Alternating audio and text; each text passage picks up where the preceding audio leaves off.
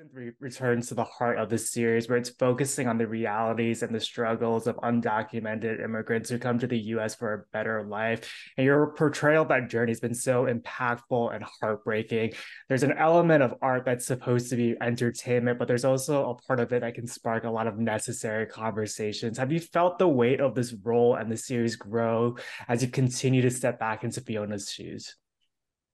Wow. First of all, thank you so much for that. You never know as an actor in terms of just the impact and how you are portraying these characters. But I really, really appreciate that point of view. For me, it's always been not a burden, but I think it's just from a responsibility to portray the authenticity of the struggles and the precarious situations a lot of the undocumented people did go through in everyday life. But in this situation with Fiona, having to actually, I mean, she was extracted from a family, deported, and at the same time now, I believe we're in episode 3 where she's deserted in the desert. I mean, Mhm. these are situations that are not taken lightly, and decisions that those who do travel to be reunited with their family, to give better opportunities for themselves, are life-threatening situations. So I think for me, that was something that I really wanted to make sure the authenticity emotionally and the responsibility to be shown of what they go through. So that in itself was innate, because it's just something that I wanted to do, and not necessarily a burden, put it that way. Mm. Yeah. Perfect segue to this next question. But this is such a heightened world that these characters get to live in. And you've said in the past that it's your job as an actor to find truth and convey an authenticity, like you were just saying. And Fiona finds herself in a Yeah. lot of situations that I'm sure you haven't experienced. What are the tools that you're using to tap into that honesty? That's such a good point. It is. It's like, so sometimes I look back, it's like, what can I compare this to? And it's like nothing. There's nothing in my life I can compare Fiona's situation. But I think it's about just believing your situation. For me, I always look back and think about my mother, and in Mm, terms of just the struggles and sacrifices that both my parents have gone through. But as a mother, I know emotionally how she responds to certain things. And just the fact that she even watches the show in Australia, she gets so emotional about it and so full of pride, that I think that is the true essence of a mother. Is like, you go through your child for anything for your child, whether they're high or low times. And every time I go through something like that with Chris, I always look back and just kind of think of how my mother would have reacted under those circumstances. But yeah, and it's just amplifying them, obviously, because my mother would never be in those situations. I just hope. not tying somebody up in a bathtub. I know. Miranda and the writing team have done such a fantastic job incorporating moments of levity and joy into the story, which feels so needed when everything is so high stakes for these characters. And it feels very slice of life where it has that contrast. Do you feel that same impact as the actor who's embodying and living this character day in and day out? I do. I mean, for me, like offset, I know that, I mean, off scenes, I'm like, I have to laugh so much to the point where I have to go by myself, because I don't want to distract people, just to just to allow myself to enjoy things, because of how dark the content is, and how, Mm, how strong the material is emotionally, that if you, I mean, me as a person and as an actor, if I don't allow myself to allow the levity as an actor, you will definitely get sucked into it. But going back to the writing as well, there are moments where I think there's the moment where Fiona changes her accent just in order to protect her son. And straight away, I was like, well, what mhm. kind of accent would Fiona think an American would sound? And I was like, I'm going to go to Texan. So those moments, I think, even though they're just such heightened levels of drama, that just that hint of levity brings the humanity back in people as well. And also just to remind people that this is a TV show. It's Mm.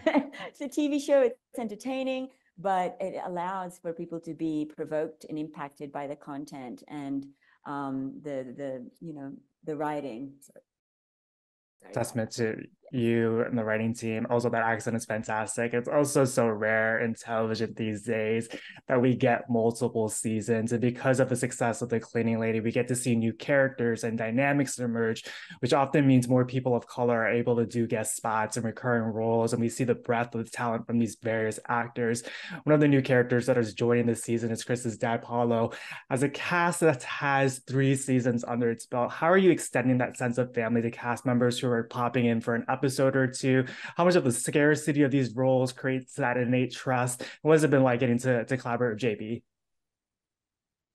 Amazing. I mean, for us, going back to the Philippines for Fiona, even that Mm-hmm. in itself, I didn't really experience that growing up because we moved to Australia when I was 4 years old. So reliving these really real moments of being back in the Philippines was also new for me. These are things that I also had to recreate for myself. And then working off of JB, we had such an amazing time because it was freezing while we were shooting these sweltering scenes. It was literally like around 30 degrees Fahrenheit, and portraying, he's in a tank top and everything, and supposed to be hot and sweaty. And, in between scenes, we're just like holding hand warmers in front of a heater, just like trying to stay warm, and even putting hand warmers on my nose so it doesn't look like I'm cold.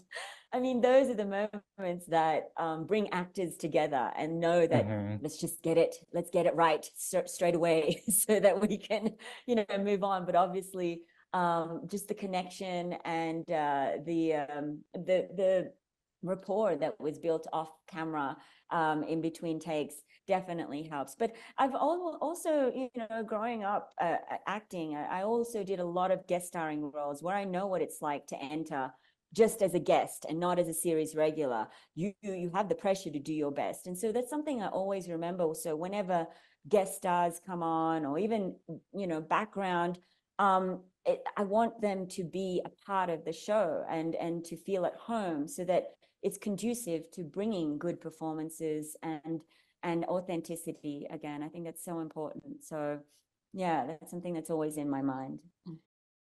And like you're saying, because Fiona gets deported in season 2, we get to see glimpses of her life in the Philippines.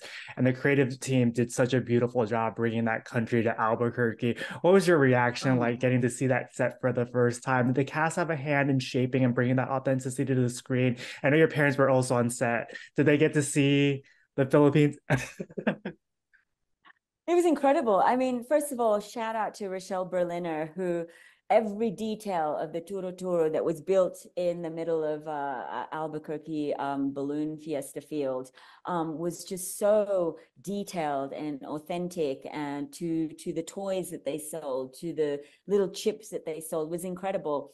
And in terms of, with having a set like that, I mean, it's so easy to immerse yourself in the role, believing that you are in the Philippines, and that's why it's so important. That's why it is a collaborative process. It's, yes, the actors are in front of the camera, but everything that goes on behind really brings to our performances, to the crew, to the other cast, to everything. So that was incredible. My parents came on set to visit, and it was incredible for them to see Fiona's house. My mother was just like, "Oh my God, it's a real house. I thought it was just little boxes."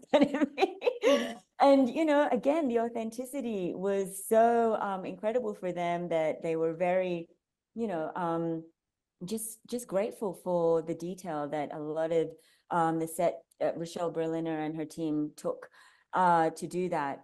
So yeah, this is why I always believe in the collaborative process.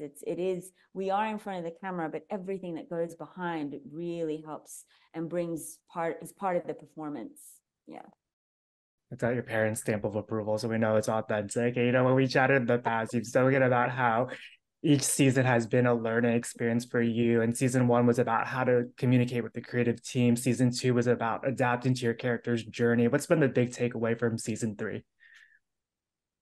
I think the elements this season so far, in terms of the elements of filming in the desert, in like, like I said, freezing temperatures, night scenes, fight scenes. I mean, like as an actor, this is just an incredible journey, because you get to, experience all emotions. It's not just, you're not just playing one level, you're playing so many different facets of your life in such an amplified way. So I think that for me has been the amazing challenges are the elements of filming.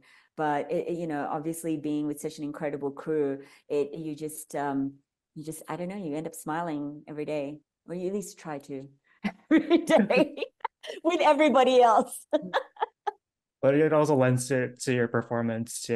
There's a moment when Paulo and Chris are talking about the idea of putting somebody before yourself. And that's been such a running theme throughout this series, both in front of and behind the camera. What's been that moment on set that somebody's done that for you?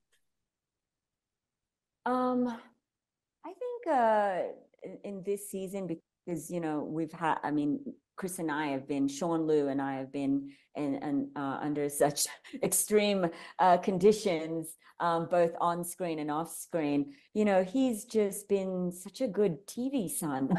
He just would always just make sure I'm okay, I'm warm enough, and was very just aware of our elements. And I, like I said, I don't have children, but it was the first time where I was like, well, my son is doing a good job in taking care of me, even off camera.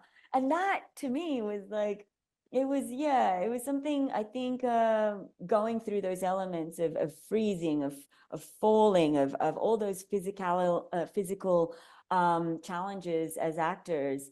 He was like a son off screen, which was really surprising, and I'd never experienced that before.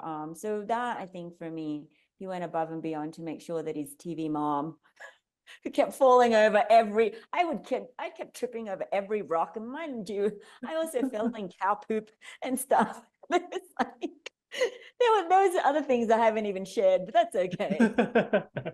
You're a city girl, This series is such a New York. celebration of celebration of powerful women, especially this season. You've continued to deliver incredible performance after incredible performance of all the work that you've done on this show. What is that one scene that you're most proudest of?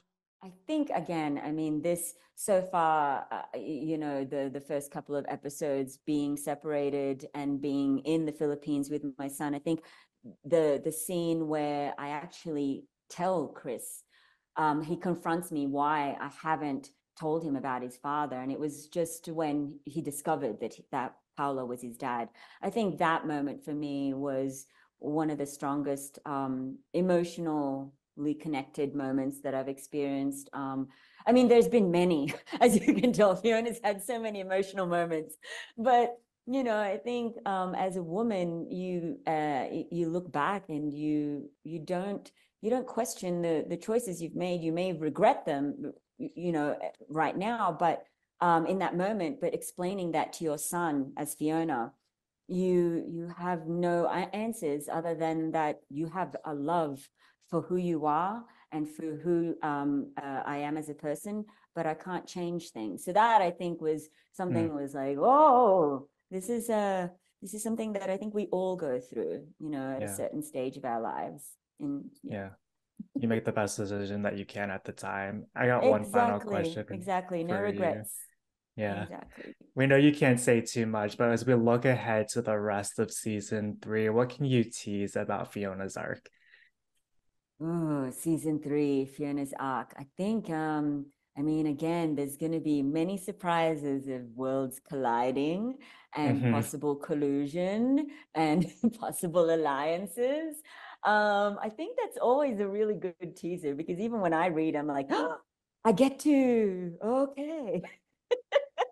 So there are definitely going to be new, I think, alliances, and I think in terms of challenges with, Tony and Fiona's relationships, those are definitely going to be explored. But obviously, with the introduction of JB Tadena and her past with Ryan Sands, JD, the Hmm. character, we'll see what happens. She asked for happiness, and we'll see if happiness is what she really wants. That's an Or if it is incredible really teaser. happiness. Incredible I teaser. Thank you believe so that teased much. enough.